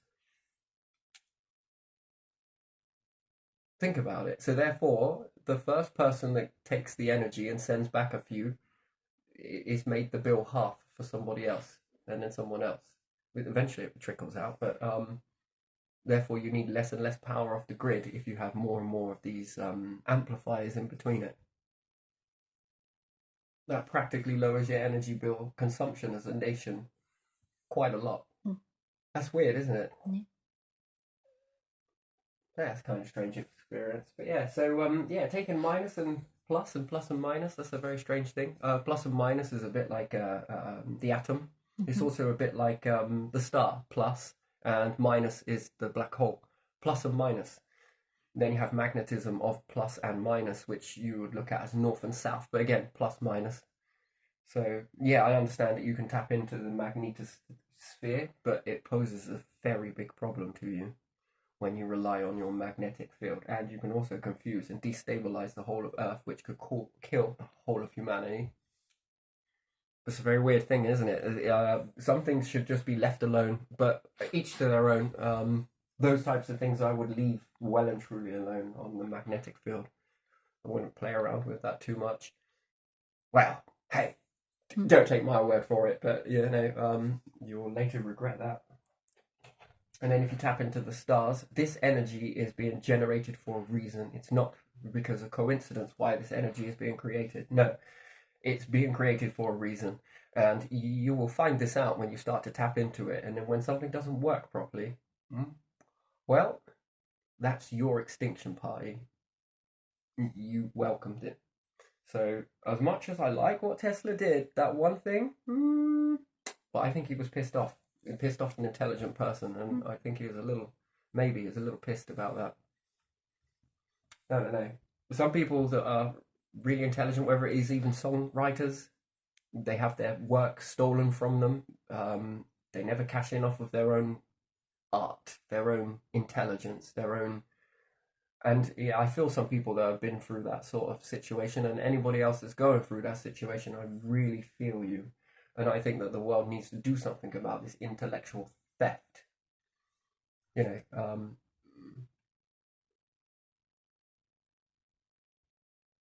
Or don't do anything about it, and then a universal power. Leave it up to the main power of the universe to sort that out.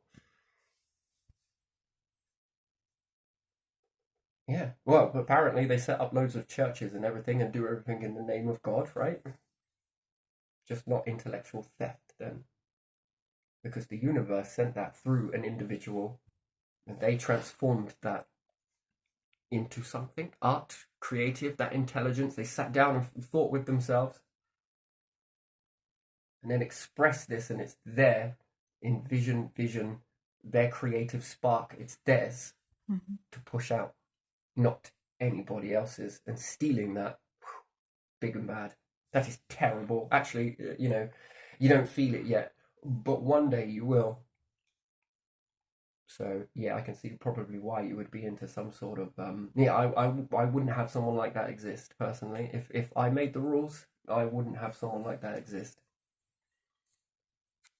because it's obeding the very universal power itself that has transitioned through somebody and has picked somebody for a purpose, and you have cashed in and taken it from that individual. That is not acceptable. And what are you going to do when you get there? Oh, I didn't know. I just I made this song and that song and did this and did that. Or I made this and I invented that and I invented this. So technically you have stolen imagination from somebody else, and you've also cashed in off of it. And you've also filled your boots that were never yours to fill. No, thank you. Oh well, you can't deceive this shit. You just can't deceive this. I know I get a little bit bouncing between this sort of stuff, but it's what I incorporate, and I like to incorporate that. It transitions through me and it feels right, and I'm going with it. But yeah, I definitely believe that the world should come together and find this way of intellectual theft. Should be, the deterrent should be there, that it should be scoffed at, and absolutely, this is not acceptable. And I think that should be educated between people. That is just not acceptable in this lifetime. It should be just as equal as stealing, if not more. So I'd say, especially when we understand how mental health works, and mental health, we really want to do something about mental health. Well, then start with this one then. That's really much claiming onto that, I think, quite a lot. Oh man, that's very much that's very bad. I find that very bad. It's repulsive is what that is. Intellectual theft. Mm-hmm. Yeah, and then you get to understand that, don't you? That's been played out through history. Oh well, each to their own. Mm-hmm. But yeah, rather deal with it now than later.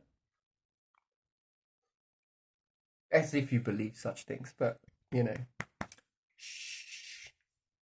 It's whatever you believe. It's whatever anyone else believes. If you believe it or not, one day you'll know. I guess that's one thing that is guaranteed. Actually, lots of things are guaranteed. If you're born, you're going to die, and if you die, at least you'll know. You'll know. Good knowing, not knowing. Keeping, not keeping. Cherry pick, not pick. Well, I don't know. Always ask yourself that question. Right, I'm going to leave this one here because I feel that this was a very nice way to transition all of this energy. It was very fun, and I relived a little bit of time there. That was great. But yeah, no, I'm curious about this, whether you could get the water based on pressure to keep pushing this water through. And then could you get propulsion from it? It wouldn't be very great to move a ship, perhaps, but the more heavier it was, could you get the water to flow through a turbine? And could you generate electricity off of it? And if the answer is yes, wow, that is impressive. I wouldn't mind that, wouldn't you? You're connected to a boat all this time. I've been seeking energy, and it's not going to generate tons, but I think it would do enough. And then in the process of it, add in a few bubbles. You also get to oxygenate and carbonate the water, which therefore would feed all of the life forms within the water, including the carpet weed, if you want to call it that, whatever. It sounds weird calling river stuff weed or reed. It just feels weird to me. It just feels weird. It doesn't smell nothing like it. No, just kidding. Right. Oh, yeah, it was here. It's been great. It's been good talk.